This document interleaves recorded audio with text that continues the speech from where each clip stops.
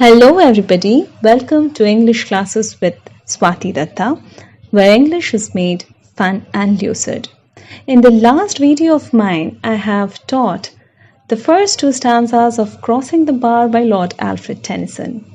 And in this video, I'm going to complete teaching of the poem. Here, the poet embraces death. The poem primarily deals with the topic of death. And he talks about how death is inevitable and we must look forward to the journey of afterlife.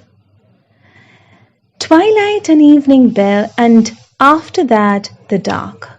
And may there be no sadness of farewell when I embark. This goes the third stanza. Now see, twilight and evening bell. In the first stanza, we started with the word sunset, where the sun was going down.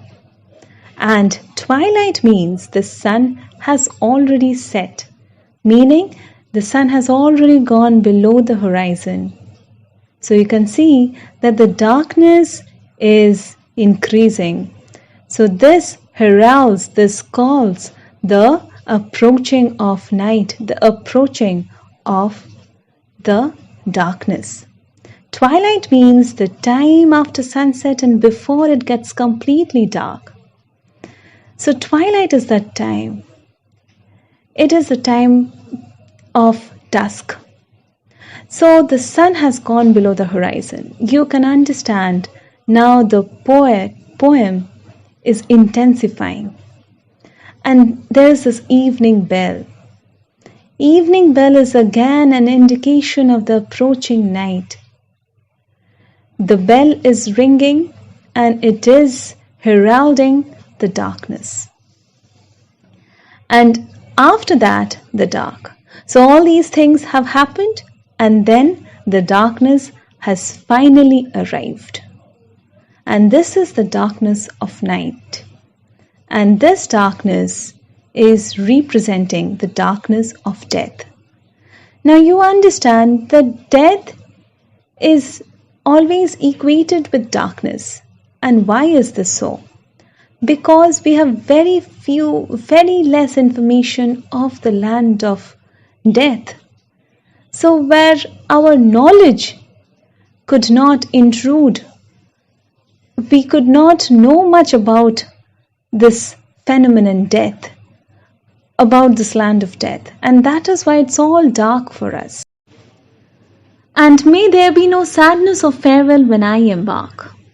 So the poet says that when he is dying and after his death, there should not be any sadness of farewell, that people should not cry all around him, because he considers death is the beginning of a new journey.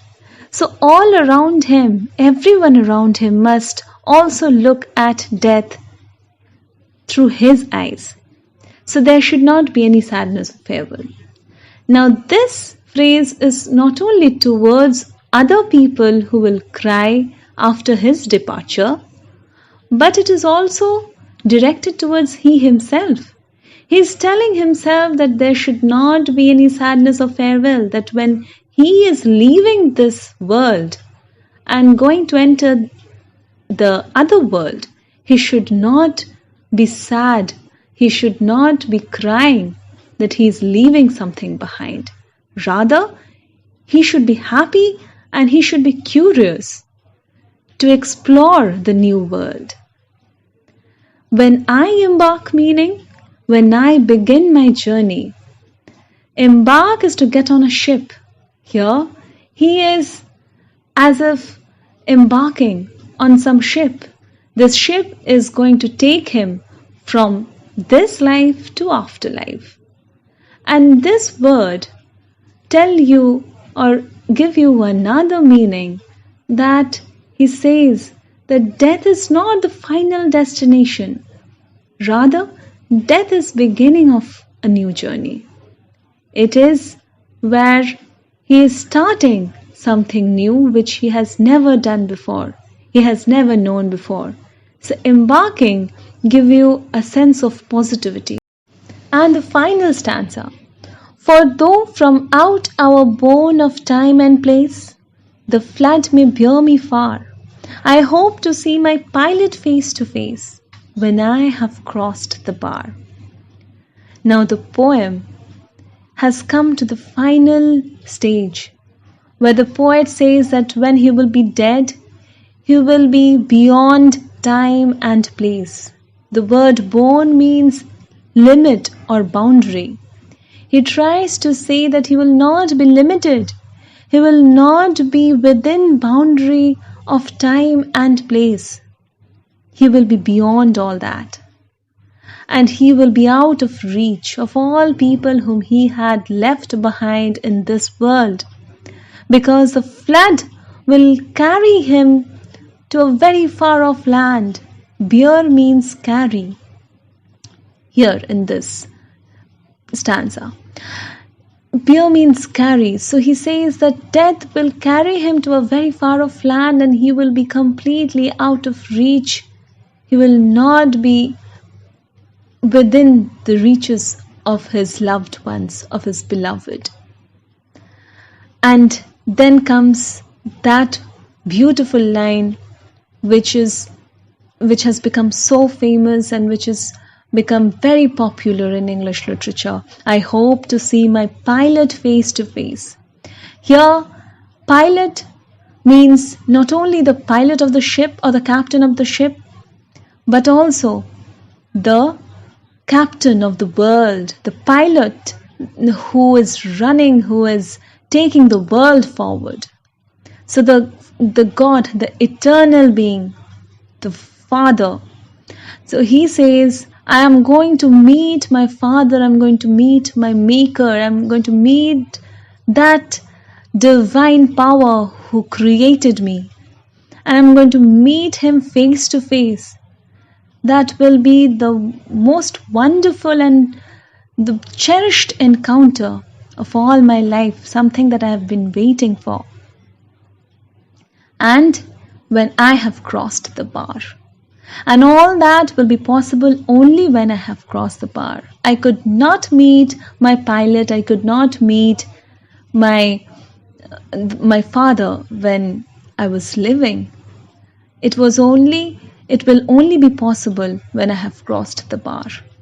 Now this pilot is a guiding force. This pilot is the one who had always been with us. We might not have seen him, but he had been there with us, guiding us, giving us advices. He was inside us, but we were not able to see him. Only when the poet had crossed the bar, only then he would be able to see him. Here, again, crossing the bar, the same phrase which he used to name the poem. The title of the poem is also Crossing the Bar, and he says cross the bar in the last few words of the poem also. Crossing means not only the crossing, not only just the crossing of the sandbar, as I told you in the explanation of the first stanza, that the poet wanted to say that this afterlife can only be reached when we have crossed the barrier of death. Another meaning of crossed is the fact that the Christians, they cross themselves. That is a gesture that they do with a lot of devotion. That is a gesture of the religious faith and devotion. So that is also another cross that they do. So the poet, he has inclination towards Christianity. He was a Christian, of course, and he had this inclination of introducing such Christian images throughout the poem. And at the end of the poem, he introduces crossed the bar, and where we have this both the meanings, and if we understand both the meanings, we'll be able to justify the poem better. And that's where the poem becomes so valued and it becomes so full of meaning. And that was the entire poem for you. I hope I could make the poem easier, and I hope I could arouse in you some love for literature. If I could do that, I will think myself successful. Thank you for today, and if you have any queries, please write down in the comment section below, and just subscribe and share this video with your friends. Thank you.